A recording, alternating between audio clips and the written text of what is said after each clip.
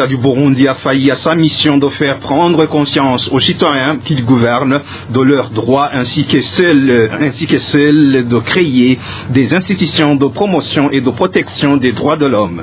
Réaction d'Emmanuel Nibizi, vice-président de la Ligue ITK, qui explique que le gouvernement du Burundi devrait traduire en langue nationale tous les textes législatifs. Emmanuel Nibizi fait savoir que même les institutions de l'Ombudsman et de la CNDH mises en place par le gouvernement ne sont pas du tout indépendantes et deviennent ainsi illégitimes aux yeux des citoyens.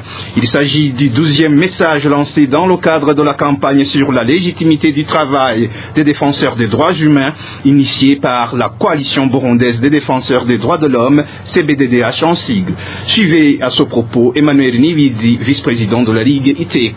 D'après le contenu de l'article 14 alinéa 1 de la Déclaration des Nations Unies sur les défenseurs des droits de l'homme, il incombe à l'État de prendre les mesures appropriées sur les plans législatifs, judiciaires, administratifs ou autres, en vue de mieux faire prendre conscience à toutes les personnes relevant de sa juridiction de leurs droits civils, politiques, économiques, sociaux et culturels. Ces mesures doivent comprendre notamment la publication et la large disponibilité des textes de loi et règlements nationaux et des instruments internationaux fondamentaux relatifs aux droits de l'homme. Le plein accès dans des conditions d'égalité aux documents internationaux dans le domaine des droits de l'homme, y compris les rapports périodiques présentés par l'État aux organes créés en vue d'instruments internationaux relatifs aux droits de l'homme, ainsi que les comptes rendus analytiques de l'examen des rapports et les rapports officiels de ces organes. Au Burundi, l'article de la Constitution promulguée en 2018 stipule dans son deuxième alinéa que tous les textes législatifs doivent avoir les versions en Kirundi. Malgré cette disposition appréciable, beaucoup de textes de loi ne sont disponibles qu'en français uniquement.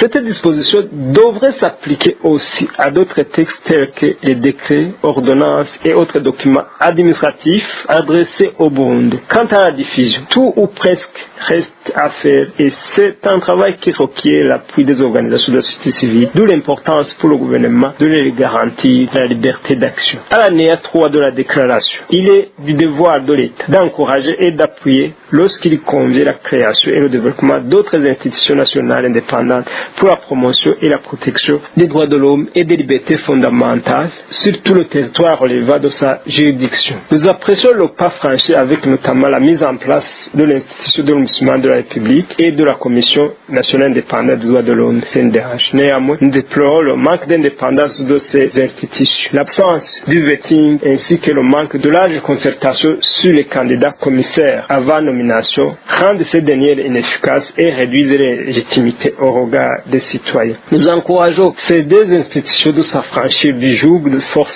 anti-droit de l'homme et de redorer l'image en travail pour le peuple burundais. Nous interpellons le gouvernement à respecter les engagements contenus dans ces dispositions de la Déclaration des Nations Unies sur les défenseurs des droits de l'homme.